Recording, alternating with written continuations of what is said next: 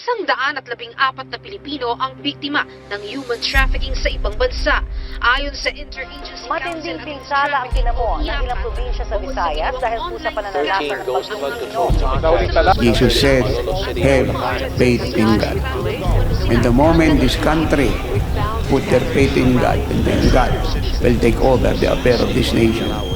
At ang plan niya sa Pilipinas, tumatagal niya ng plano, ay mangyayari at magaganap. In fact, itong Prayer for Peace, ito yung malaking event para unite ang church at isingin ang sambayan ng Pilipino na magkaisa tayong manalangin.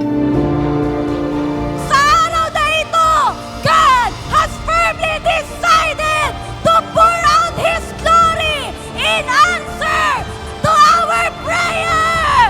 Surely the body of Christ is united in prayer. Apostolic revival ignites in every heart aflame. Darating nga po ang kaligtasan ng ating bansa pag ang bawat anak ng Diyos ay susunod at tutuparin ang utos ng Diyos. Pilipinas, bilang na ang araw mo! Dadaan ka lang sa maraming hindi mo dapat daanan. Pero pagkatapos ng Pilipinas, yung glory days mo ay bubuluso. Yung glory days mo ay mawawanaag sa iyo. Ang glory days mo ay malalaman ng buong mundo. Ikaw ang pinakamayamang bansa sa buong mundo. At ikaw ang pinaka-faithful, pinakamaalam ang pananampalataya. Hindi Amerika, hindi Nigeria, hindi Canada, hindi Europe, hindi Singapore, hindi Asia. Ikaw, Pilipinas, ikaw!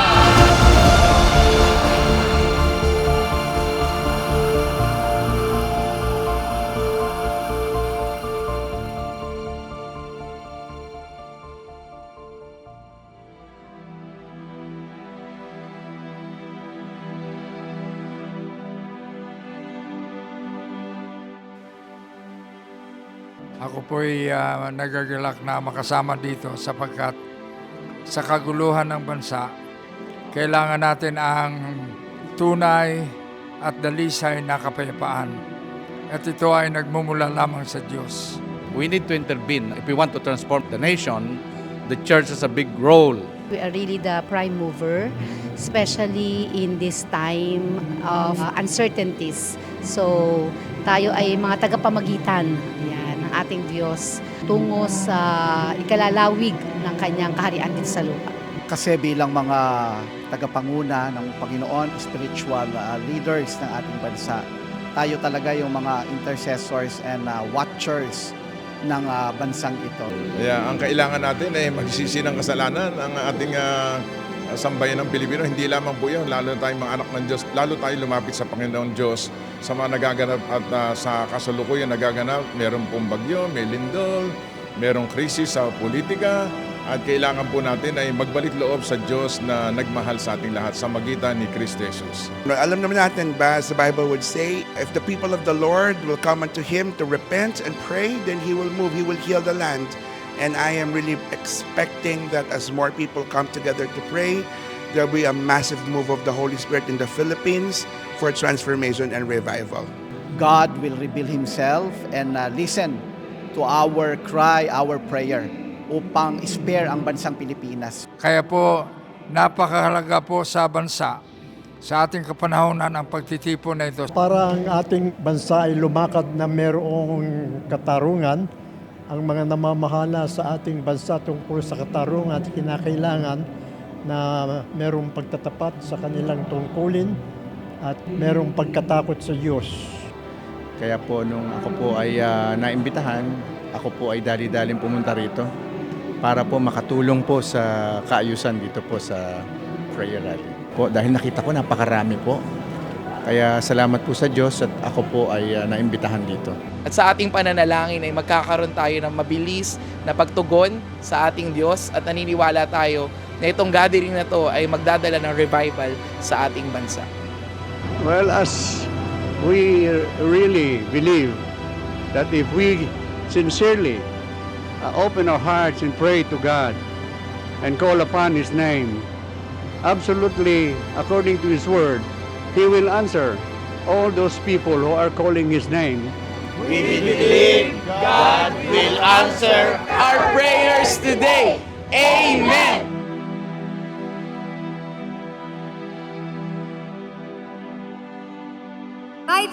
in this place at Playtime Philoel Center, the body of Christ has gathered in the upper room, witnessed by the nations of the world with one heart, one voice, one spirit, to take the Philippine Islands and to turn it upside down for Christ. Welcome to this glorious, incomparable, and historic move of God, the National Prayer for Peace. Ito po ang malaking tanong. Meron pa po bang pag-asang mabago ang Pilipinas? If my people, tayo yan, who are called by my name, shall humble themselves, repentance, and pray for our nation, and seek my face intimacy, and turn from their wicked ways to live a life of obedience, purity, holiness, and righteousness. Ito pangako niya, I will hear from heaven, will forgive their sin, and I will heal the Philippines. Today we had a breakthrough prayer for our nation. We had a wonderful intercession, and I believe we had a breakthrough in the Spirit. Ang expectation ko po ay naganap na ang body of Christ ay nagkakaisa para idulog ang ating minamahal na bansa sa paanan ng Diyos. Alam niyo po ba, mga anak ng Diyos, hindi po inuutusan ng Diyos ang walang Diyos sa puso. Ang inuutusan ng Diyos, yung mga anak ng Diyos. Dahil sa bawat panalangin po natin, lahat po yan ay sinasagot tayo ng Diyos. Sa matagal na panahon, hinihingian po natin ang repentance ang nasa government ng mga kababayan natin, pero tayo ang unang hinihingian at hinahanapan ng Diyos ng repentance. Tayo. Ito pong amazing. I-search nyo po ito, mga minamahal. I-correct nyo po ako kung nagkamali ako. Lahat ng translation tinignan ko, hindi sins ang nakalagay, S-I-N. Ang ibig sabihin, yung kasalanan nating lahat sa mata ng Diyos, isa lang. Lord, we ask for your mercy. We ask for your forgiveness. We sin against you. Lord, patawarin mo ang kabuuan ng bansang Pilipinas. Dali mo ang takot sa puso ng bawat mamamayang Pilipino. Ikaw naman ang Diyos na marunong magpatawad para sa kasalanan ng aming mga leader ng aming bansang Pilipinas. Patawarin niyo po ang aming presidente sa buong kapulisan, sa DILG, sa NAPOLCOM. Inihingi din namin ang kapatawaran ang mga ginagawa ng mga judges namin, Panginoon, in the RTC, MTC. We pray also for the fiscals, the prosecutors, O God, the ombudsman, to pursue justice, O Lord God. Naramdaman po namin ang tunay na damdamin ng bawat isang mananampalataya na nagmamalasakit sa kapakanan ng bansang Pilipinas. Hindi ko mapigilang umiyak, manangis, managhoy talaga dahil sa inilagay sa puso na burden patungkol sa bansa at sa kalagayan ng church. Pagmamahal sa ating bayan ang nadarama ko sa national prayer na ito. It is a one-of-a-kind event. It's a supernatural event. There is a demonstration of awesome power of God. The prayers we agreed, all are the prayers needed for our nation today. Nagkaroon po ng pagkakaisa ang body of Christ para po ang Pilipinas ay umunlad ng umunlad. I do believe 100% God will prosper our beloved nation again.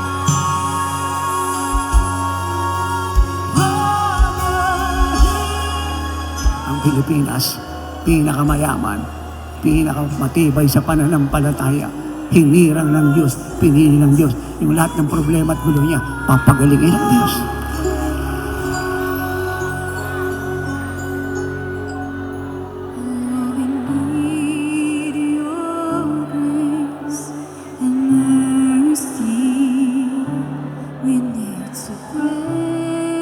Kaya pong pagalingin ng Diyos ang ating bansa.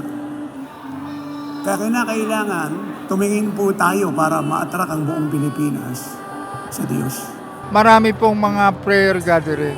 Ang kaibahan kanina ay it is an open heaven and then it is an open heart of the people. Grabe po yung shifting na nangyari in the spirit. Na-encounter natin ang pag-ibig ng Lord sa bansang Pilipinas. Para umuga tong loob na to, no, dahil sa pagkilos ng Diyos, kapangyarihan ng Diyos, At nakita ko po yung bawat isa talagang kung paano sila umiyak. Hindi iyak ng isang problema, kundi iyak ng pagkilos ng banal na Espiritu ng Diyos. Grabe po yung compassion sa mga tao, grabe yung compassion sa nation, grabe po yung compassion sa government. Kita ko po talaga yung heart nila is meron talagang heart like Jesus. Kita natin yung power, yung talagang deliverance upang alisin na at ayusin ng Diyos ang ating bansang Pilipinas. Ibuhos mo yung kapamahalaan sa bawat departamento, sa bawat sangay ng bansang ito, Father God. Sirain mo po ang bawat plano ng kaaway na maglalayo sa aming bayan sa katotohanan. Palakasin mo ang tinig ng katuwiran ng mga tapat na lingkod ng bayan at mga pusong handang magsakripisyo para sa matuwid. Starting today, the House of Congress will never be the same again. The House of Senate will never be the same again. Now, Lord, as a gesture of your grace, love and mercy, Spirit of unity, Holy Spirit, come, fill your church from Luzon, Visayas, and Mindanao. Hallelujah!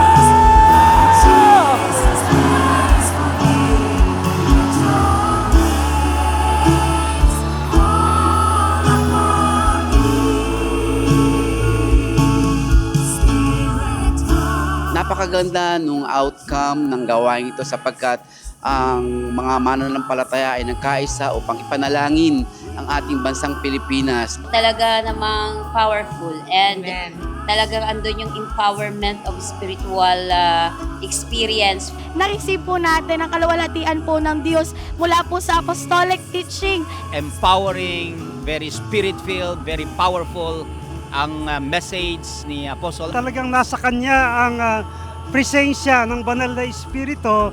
Nakakarinig siya talaga mula sa Diyos. He was anointed by the Lord to give a revelation for this country. Be very biblical, anointed by the Holy Spirit. Nag-impact sa akin po ay I have to be more intense in my faith in God. I have to be more sincere in what I'm doing for God. I have to be more and more faithful sa pagsunod ko sa Panginoon Diyos. Ito po ay simpleng guidelines.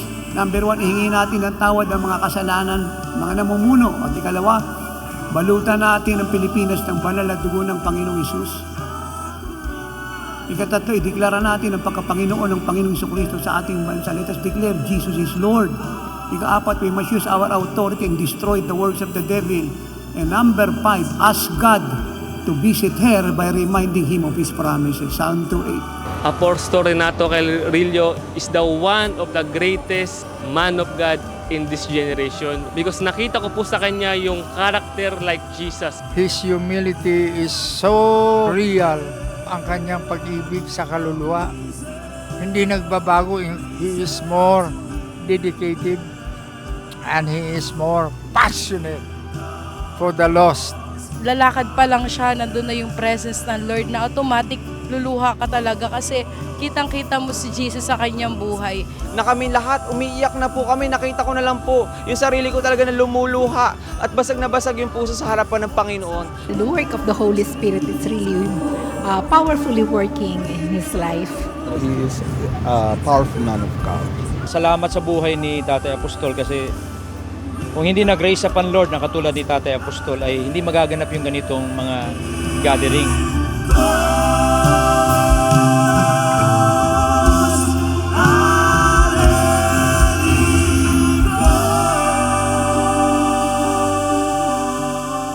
Ngayon pa lang makakaranas ang church ng totoong apostolic revival ngayon pa lang. Pag nilinis ng Diyos ang church, nilinisin niya ng 100%. Wala siyang iiwang kahit isa na galing sa atin. Lahat ay galing sa Kanya. Lahat ng hindi ayon dito ay aalisin niya. Ang hinahanap niya, standard niya. Standard niya. Ang sabi ko yung standard niya.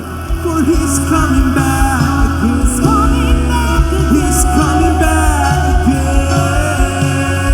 He who is to come,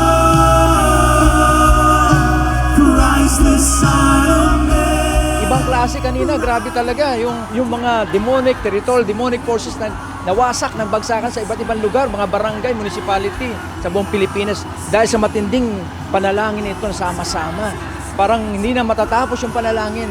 Ito talaga inaasahan ng Panginoon. Talaga magkaisa ang buong body of Christ. Naniniwala po tayo na ito po ay tuloy-tuloy natin, hindi na po ito matitigil. Ang bawat body of Christ po ay magiging kaisa po natin. Napakalagang gampanin po ng mga lingkod ng Lord ang manalangin po. Sa move po ng God the Holy Spirit this end time, ang Apostolic Revival po ay ngayon na. At lahat ng espiritu na nanggugulo at ginagamit ang rally sa pangalan ni Kristo Jesus, umalis ka sa aming bayan. We declare and decree that Jesus is the shield of this nation. Jesus is the protector of this nation. And we declare, AEP, sa lahat ng tingpalaman ang pupunta mo, you are the winner! You are the winner! Forever the winner!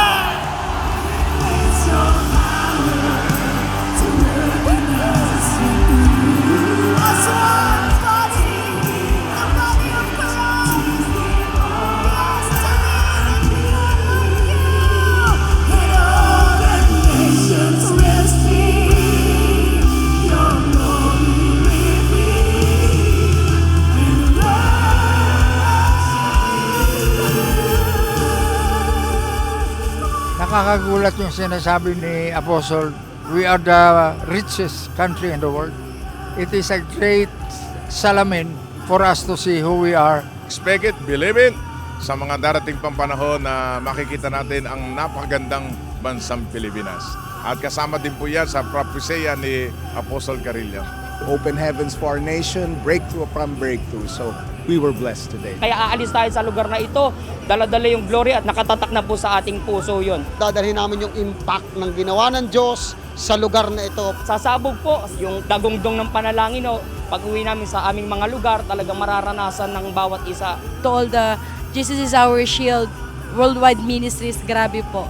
Talagang vessel po sila ng Lord to unite the body of Christ po. Purihin ang Panginoon sa kanyang kamanghamanghang pagkilos at paggawa sa buhay ng bawat isa. Pilipinas, wala kang pupuntahan kundi maglingling at magliwanag.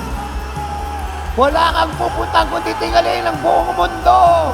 Ikaw ay kikilala na bilang isang fastest developing country sa buong mundo.